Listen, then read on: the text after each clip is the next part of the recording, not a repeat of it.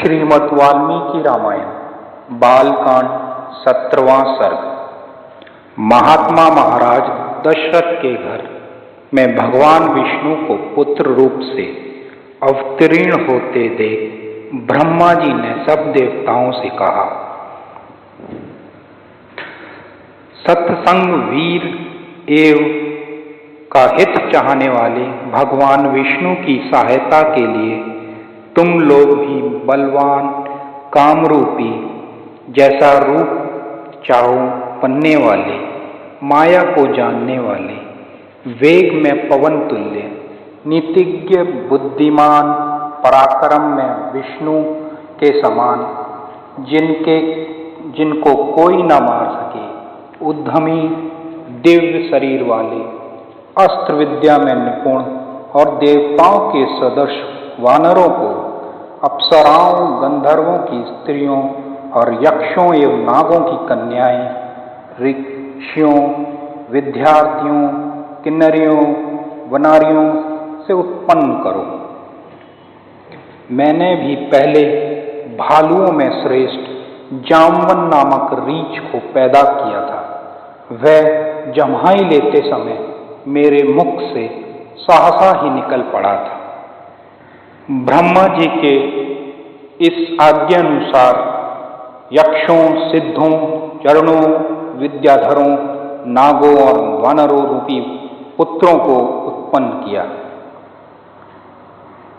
इंद्र ने महेंद्र चाल की तरह बलि, सूर्य ने सुग्रीव, बृहस्पति ने तार, जौन सब वानरों में मुख्य और अति चतुर था, कुबेर ने गंधमादन, विश्वकर्मा ने नल, अग्नि ने नील जो अग्नि के समान ही तेजस्वी था तथा यश और पराक्रम में जो अपने पिता से भी बढ़ चढ़कर था, अश्वनी कुमारों ने मैंद और द्विंद, वरुण ने सुषेण, मेघ ने शराब और पवन ने हनुमान नामक वानर उत्पन्न किए। उनकी देह वज्र के समान दृढ़ थी और यह वेग में गरुण के समान थे। हनुमान जी बुद्धि और पराक्रम में अन्य सब वानरों से चढ़ बढ़कर थे। इनके अतिरिक्त हजारों और भी वानर रावण के वध के लिए उत्पन्न किए गए। जितने वानर उत्पन्न हुए वे सब के सब अत्यंत बलवान, स्वेच्छाचारी, गज और मूर्धर शरीर धारण करने वाले थे। रीछ, बंदर, लंगूर सब ऐसे ही थे। जिस देवता का जैसा रूप वेश पराक्रम था, अलग अलग वैसे ही पुत्र भी हुए, बल्कि इन योनियों में विशेष पराक्रमी हुए। इनमें से कई तो लंगूरनियों से, कई रीछनियों से और कई किन्नरियों से उत्पन्न हुए। यशस्वी देवता, ऋषि, गंधर्व, उरंग, यक्ष, नाग, किन्नर, विद्याधर आदि ने हजारों हष्ट पुष्ट पुत्र उत्पन्न किए। ये सब वानर बड़ी ढील ढोल के थे और दर्प तथा बल में सिंह और शर्दुल के समान थे। सब के सब शिलाओं, पर्वतों, नखों और दांतों से प्रहार करने वाले तथा सब अस्त्र शस्त्र चलाने वाले थे। यह लोग बड़े से बड़े पर्वतों को हिला देने वाले, बड़े बड़े जमे हुए पेड़ों को उखाड़ देने वाले, अपने वेग से समुद्र को भी विचलित करने वाले थे। ये अपने पैर के प्रहार से पृथ्वी को फाड़ने वाले, समुद्र को पार जाने वाले, आकाश में उड़ने वाले, बादलों को भी पकड़ने वाले थे। ये वानर जंगलों में घूमने वाले, मदमस्त हाथियों को पकड़ने वाले और किलकाली मारकर आकाश में उड़ते हुए पक्षियों को गिराने में सामर्थ्य रखने वाले थे। इस प्रकार कामरूपी वानरों की उत्पत्ति हुई। ये ऐसे महाबली लाखों वानरों के युद्धपति हुए। इन प्रधान युद्धकों से अनेक वीर श्रेष्ठ वानर उत्पन्न हुए। इनमें से हजारों यक्षवन पर्वत के शिखरों पर और श्रेष्ठ वानर जगह जगह पर्वतों और वनों में बसने लगे। सूर्यपुत्र सुग्रीव और इंद्र पुत्र बाली, इन दोनों भाइयों के पास ये सब वानर रहने लगे। और बहुत ने नल, नील, हनुमान तथा अन्य युद्धपतियों का सहारा लिया। ये सब गरों के समान बलवान और युद्ध में कौशल थे। ये सब वानर घूमते हुए सिंह, व्याघ्र और सांपों का भी मर्दन करने लगे। महाबली और महाबाहु वाले अपने विपुल विक्रम और अपनी भुजाओं के बल से बंदर, रीछ और लंगूर पालन करने लगे। उन शूरवीर कपियों से जिनके विविध प्रकार के रूप, रंग व पर्वत, वन, समुद्र और पृथ्वी के अनेक स्थानों पूर्ण हो गए। मेघों और पर्वतों के समान भीम शरीर वाले महाबली जो युयुप बंदर श्री रामचंद्र जी की सहायता के लिए उत्पन्न हुए थे, उनसे सारी पृथ्वी भर गई।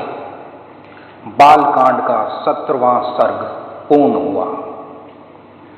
श्रीमद् वाल्मीकि रामायण बालकांड 17वां सर्ग। त्रुटि के लिए खेद 18वां सर्ग।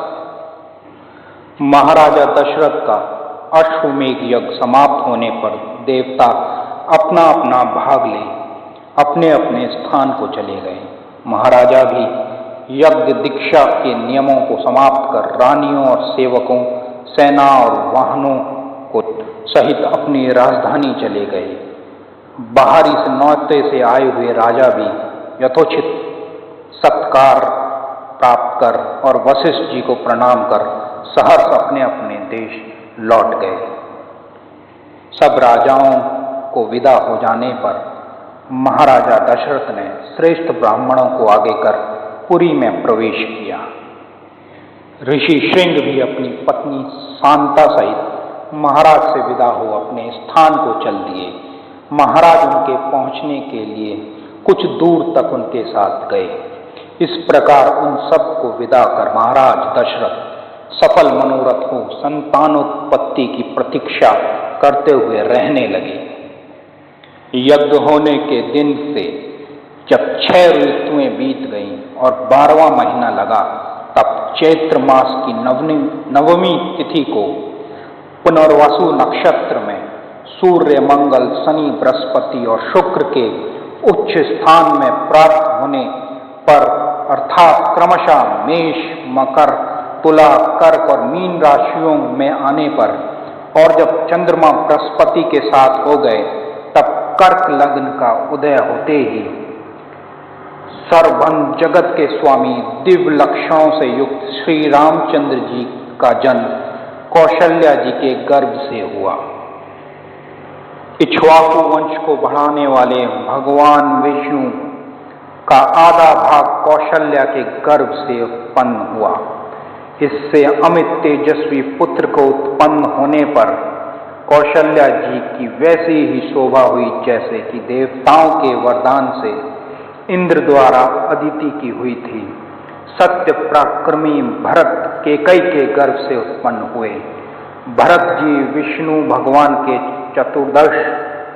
चतुर्थांश अंश थे और सब गुणों से युक्त थे। सुमित्रा के गर्भ से लक्ष्मण और शत्रुघ्न उत्पन्न हुए।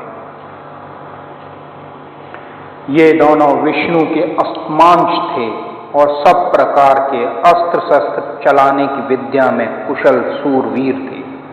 पौष नक्षत्र और मीन लग्न में सदा प्रसन्न रहने वाले भरत जी का जन्म हुआ। श्लेष नक्षत्र और कर्क लग्न में सूर्योदय के समय लक्ष्मण शत्रुघ्न का जन्म हुआ। महाराजा के चारों पुत्र पृथक पृथक गुणों वाले पैदा हुए। चारों पुत्र गुणवान और पूर्वा व उत्तरा भद्रपाद नक्षत्रों के तुल्य कांति युक्त थे। इनके जन्म के समय गंधर्वों ने मधुर गान किया, अप्सराएं नाची, देवताओं ने बाजे बजाए, आकाश में पुष्प वर्षा हुई। इस प्रकार अयोध्या में बड़ी धूमधाम से उत्सव, हर्ष और लोग बड़ी भीड़ से उन्मुक्त हुए। अयोध्या में घर घर आनंद की बधाई बजने लगी। गली कूचों में जिधर देखो उधर लोगों की भीड़ लगी हुई थी। नट नटी आदि गाना बजा रहे थे। उत्सव में महाराज दशरथ ने सूत, मगध, बंदगण और परितोष यानी सिरोपा और ब्राह्मणों को धन और बहुत सी गायें दान दी। 12वें दिन चारों शिशुओं का नामकरण संस्कार किया गया। सबसे बड़े अर्थात कौशल्यानंदन का नाम श्री रामचंद्र और केकई के पुत्र का नाम भरत रखा गया। सुमित्रा जी के पुत्रों का नाम लक्ष्मण और शत्रुघ्न रखा गया। यह नामकरण संस्कार बड़े हर्ष के साथ वशिष्ठ जी ने किए। इस दिन पूर्ववासियों को और बाहर से आए हुए ब्राह्मणों को महाराज ने भोजन कराया और ब्राह्मणों को बहुत से रत्न बांटे। इन सब बालकों के जातक कर्म, अन्य प्राशादी संस्कार महाराज ने यथासमय कराए। इन चारों में कुल की पताका के समान श्री रामचंद्र जी अपने पिता दशरथ को अत्यंत प्यारे थे। यही नहीं बल्कि वो ब्रह्मा जी की तरह सब लोगों के प्रेमस्पद थे। चारों राजकुमार वेद को जानने वाले, शूर और सब लोगों के हितैषी थे। यद्यपि सब राजकुमार परम ज्ञानी, सर्वगुण संपन्न, तथापि उनमें महातेजस्वी, सत्य पराक्रमी श्री रामचंद्र जी निर्मल चंद्रमा की तरह सबके प्यारे थे। उनके हाथों के कंधे और घोड़ों की पीठ पर तथा रथ पर बैठना बहुत पसंद था, अर्थात हाथी, घोड़े, रथ स्वयं चलाने का शौक था। वे धनुर्विद्या में निपुण थे और सदा पिता की सेवा में लगे रहते। लक्ष्मी के बढ़ाने वाले लक्ष्मण जी लड़कपन से ही अपने लोक हितैषी अथवा लोकाभिराम ज्येष्ठ भ्राता श्री रामचंद्र जी की आज्ञा में सदा रहते थे और श्री रामचंद्र जी को अपने शरीर से बढ़कर चाहते थे। लक्ष्मी से संपन्न लक्ष्मण जी को श्री रामचंद्र जी अपने दूसरा प्राण ही मानते थे। इतना चाहते थे कि बिना उनके ना तो सोते थे, ना मिठाई खाते, ना श्री रामचंद्र जी के अकेले कहीं शिकार पर जाने देते। जब भी श्री रामचंद्र जी शिकार पर जाते तब लक्ष्मण जी धनुष हाथ में ले उनके पीछे पीछे हो लिया करते। भरत जी को भी शत्रुघ्न उसी प्रकार प्राणों के समान प्रिय थे जिस प्रकार रामचंद्र जी को लक्ष्मण। इन चारों महाभाग्यशाली पुत्रों से महाराज दशरथ वैसे ही प्रसन्न रहते जैसे चारों वेदों से ब्रह्मा जी। उन चारों गुणी, सब गुणों से युक्त, ललाजु, कांतिमान, सर्वज्ञ, दूरदर्शी पुत्रों के प्रभाव से व तेज देख उनके पिता महाराजा दशरथ वैसे ही प्रसन्न होते जैसे ब्रह्मा जी लोकपालों से तथा दिक्पालों से। वे चारों पुरुष सिंह राजकुमार वेद अध्ययन में निरंतर रहते। वे पिता की सेवा किया करते थे और धनुर्विद्या में निष्ठा रखते थे।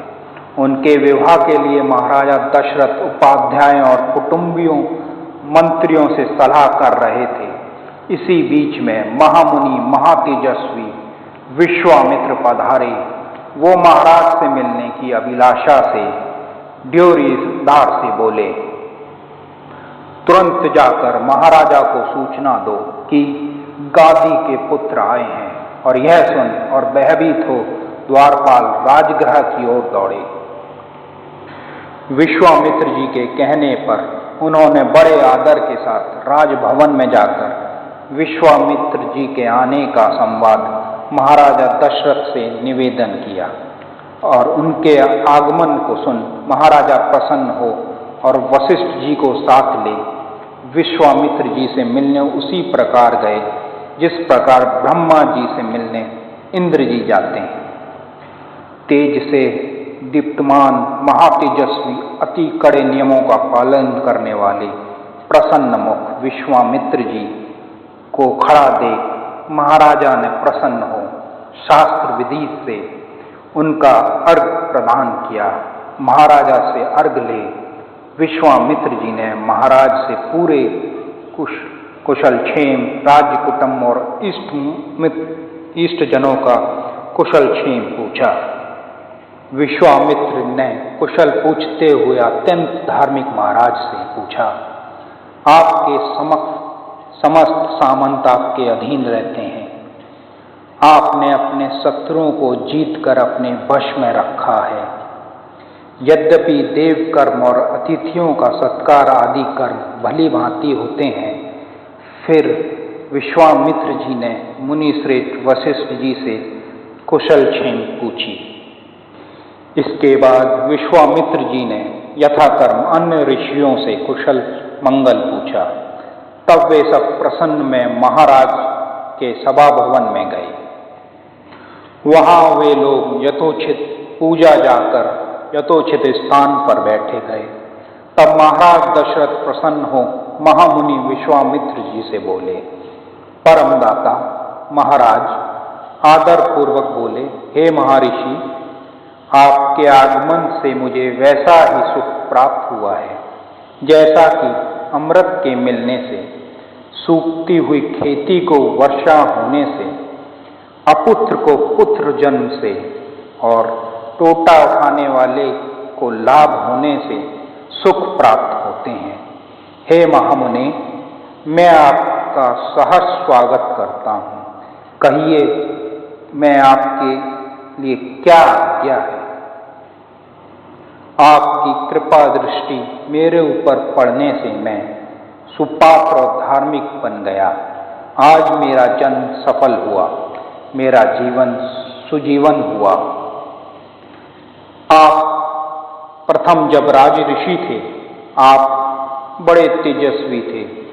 फिर अब तो आप ब्रह्म ऋषि पदवी को प्राप्त होने से सब प्रकार से मेरे लिए अत्यंत पूज्य हैं। आपका आगमन अति पवित्र अद्भुत होने से आपके शुभ दर्शन कर मेरा शरीर भी पवित्र हो गया, अथवा यह स्थान भी पवित्र हो गया। आप जिस काम के लिए पधारे हो वह बतलाइए। मैं चाहता हूं कि मैं आपकी सेवा कर अनुग्रहित हूं। हे कौशिक, आप किसी बात के लिए संकोच न करें।